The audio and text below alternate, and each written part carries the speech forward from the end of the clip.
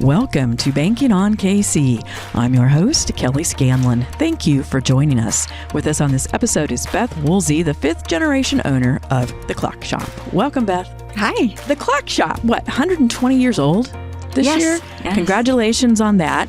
Has roots that stretch back to 1905, and you're running it as a fifth generation owner. So how are you preserving and evolving the family legacy in today's business climate? And what unique brand positioning does that give you in Kansas City's market? Well, preserving the legacy, you have to have family that's willing to do it. And fortunately, my son has decided that he wanted to learn, and brought him on and taught him. And so you got to have that. And then people know my family has passed down years of knowledge from generation to generation and our history in Kansas City. Yeah. So sixth generation, you're mentoring your son, Chris, right now, and your great-great-grandfather started the Clock Shop. What was it like back in 1905 when he started it, and where was it located? I don't know the location of it. It was in Kansas City. I know that.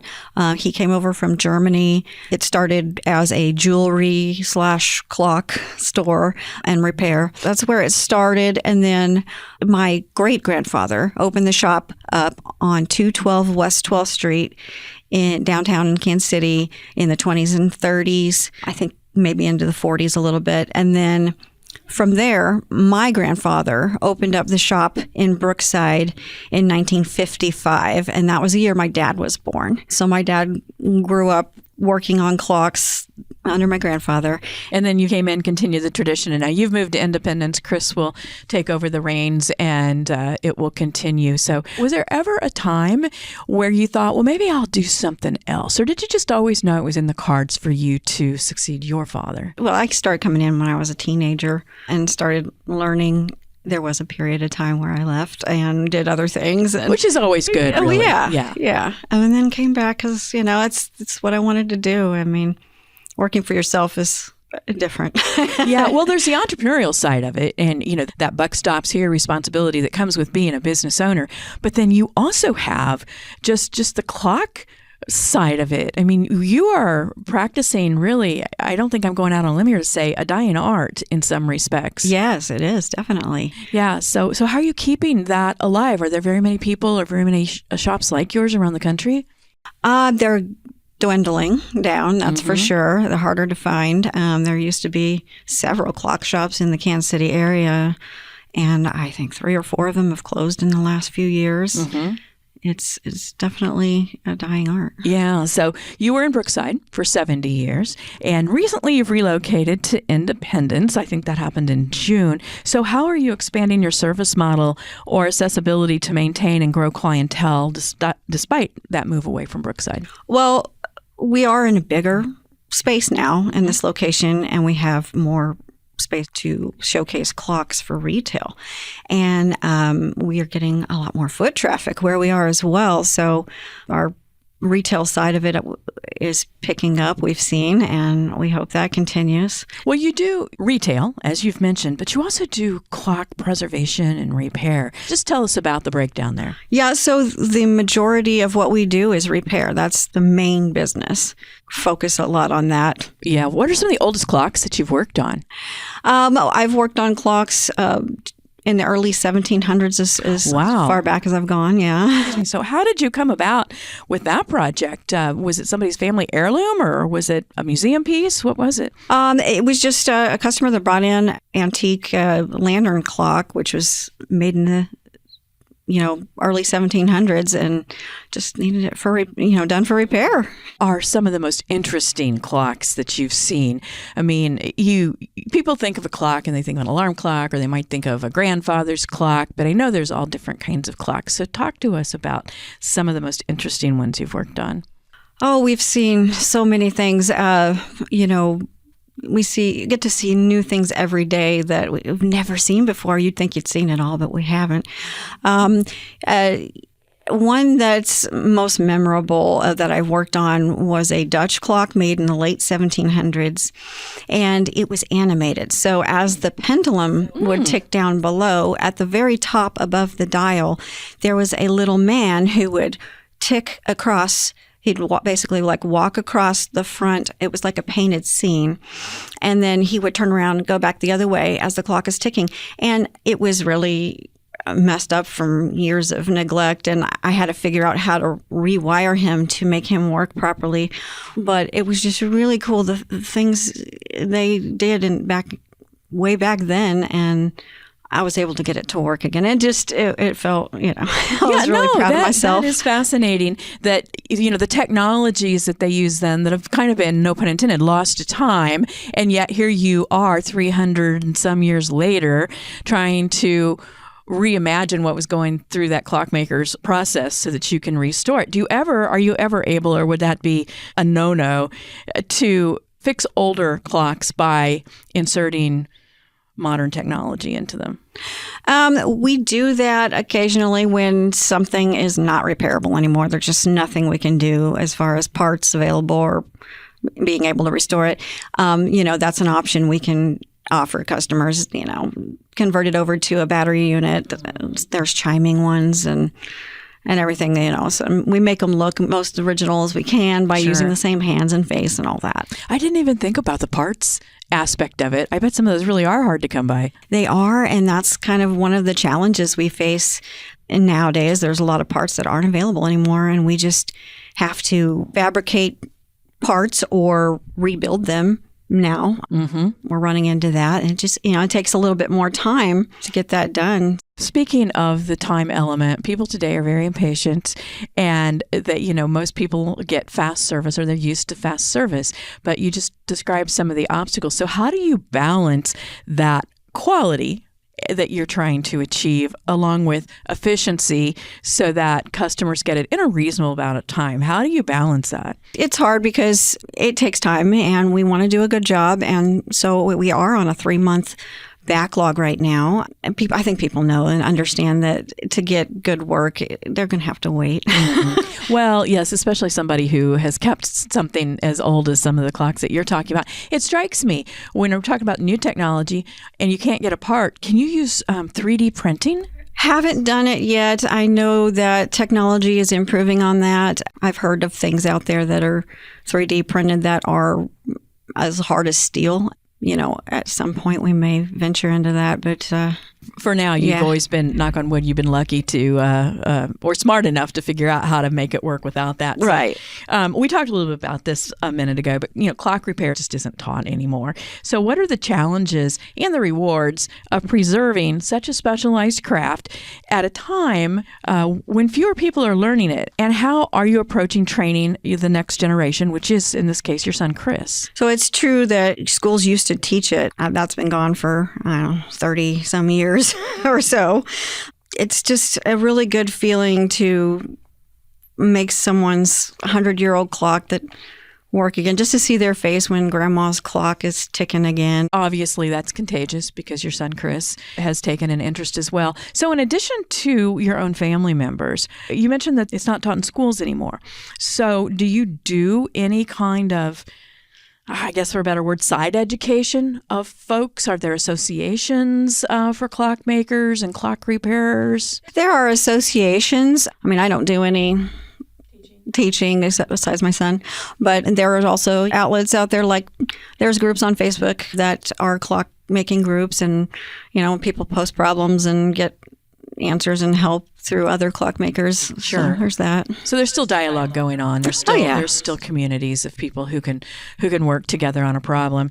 Okay, your son Chris is learning the trade and will become the 6th generation. What's it like to mentor your own son, and how do you balance passing on family heritage with introducing new ideas and techniques too? Yeah, it makes me feel happy to see how his skills have become in clockmaking, and even seeing him come up with new ideas and embracing those myself, and things that could work better for this or that. And he I've adopted some of that from him. I mean, it makes me so proud to be able to watch him evolve. And I think he's proud too of himself and what he's accomplishing. But it's synergistic. So he learned some of the traditional things from you, but he has some new ideas as well. Right. So you're both learning from each other in many respects. What do you think is most needed to be a great clock repairer? Patience. I was going to say that. Yeah, definitely patience. I mean, you get into a clock and some lever's not working here or there. You just have to trace it down, watch it, see how it's falling, see how it clicks into the gear. And sometimes it takes a day or two trying to troubleshoot. You put it up to test and it jams or something. I have to take it back down. It's patience for sure. Yeah. So despite the fact that it's such a painstaking kind of process, what appeals to you most about doing this? I enjoy taking something so old and just being able to make it work again. And I don't know, there's just something about figuring out, they're all sort of similar in the way they work, but different companies, different manufacturers made things different, like the French clocks, for example. They're so precisely made. The screws are marked like for the time side and the strike side. Each screw is marked with a 1 or 2 dots. Same with the spring barrels on French clocks. Everything's marked where it goes in the clock. And I love working on French clocks. That's just one of my favorite. You've worked on a lot of prominent installations too. I mean, I think most people will recognize the clock at Union Station. And I mean, the history of that clock with, coming back from the wars and people greeting their loved ones and so forth. There's just iconic photos taken under that clock, and yet you were working on it. And you've also worked on Fort Leavenworth, the Country Club Plaza, and several others. And you work on tower clocks. So how do high-profile public projects fit into your business model? And how do you attract private collectors and institutional collectors? We don't get a whole lot of tower clocks and high-profile jobs, but when they come along, I feel honored to do such a public piece like that. Attracting clientele is mostly word of mouth. People know us and know what we do since we've been around so long. And, right. There's companies that manufacture and distribute parts that when they know someone's looking like a tower clock, they contact us. And so we have a relationship with those companies, and they pass on the projects to us. How did you get involved with the Union Station clock? That was when I was younger. So my dad did that.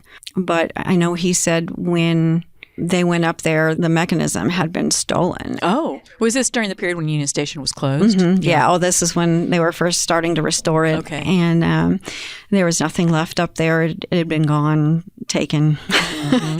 That was really cool to have that Union Station project. My dad actually got married to my stepmom underneath that clock. Oh, fun. So I'm assuming that with a clock as large as the Union Station clock, that was not in your shop, that he worked on it on site. Right. They had it brought down from the ceiling, and there's a picture of my dad standing next to it. It's as tall as he is. So as a business with more than 120 years of history under your family's stewardship, what's your long-term vision for sustaining and scaling the clock shop? And I'm thinking about things like new artisans, which I know is really hard to come by based on what you've talked about today, exploring digital outreach, or even expanding your restoration capacity. I think it's mostly just sustaining what we have.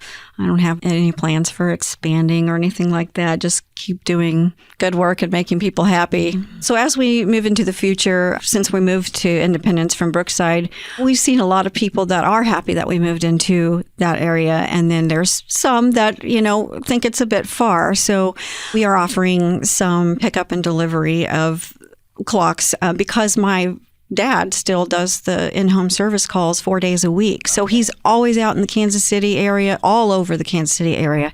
What do you think in terms of craftsmanship? Obviously, you are restoring clocks, but in terms of new clock making and the artisanship, older clocks, are they going to stand the test of time longer than the ones being made today, do you think? Yes. They were made to be repaired. I mean, they're good quality pieces and stuff nowadays. Well, starting in the 1960s, I would say, they started making mechanisms that are cheaper and made to wear out, and then you just replace them. Anything made past 1960. And it's hard to find mechanical clocks that are available today for sale. New ones. There's only a couple companies.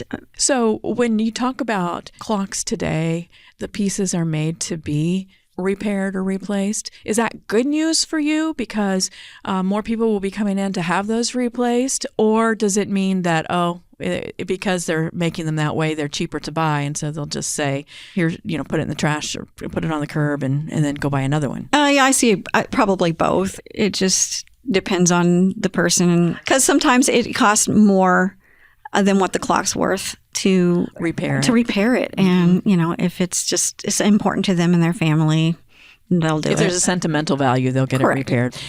As we close here today, I'm really curious. I know you say that you try to turn them around, balance that quality with efficiency, but if you had to look back over the time you've been with your company, what's been one of the most challenging or difficult jobs you've had with a clock? Challenging and difficult, I would say learning and restoring tubular bell movements. Those are big grandfather clocks that have the tubular bells in the back. They're like big pipes in the back. I've been doing a lot of them lately, but I'm Really? Yeah. Who brings those kinds of clocks? We go out to the customers' homes and take it apart, take the movement out, and bring it in for repair. And we completely, run it through our cleaning system. We rebush it by putting bushings in all the worn spots. That's just a big job, a thorough job that has to be done, and it takes time. So it'll take me several days to get one of those done. So you've got 120 years among your family, several generations, you being the fifth.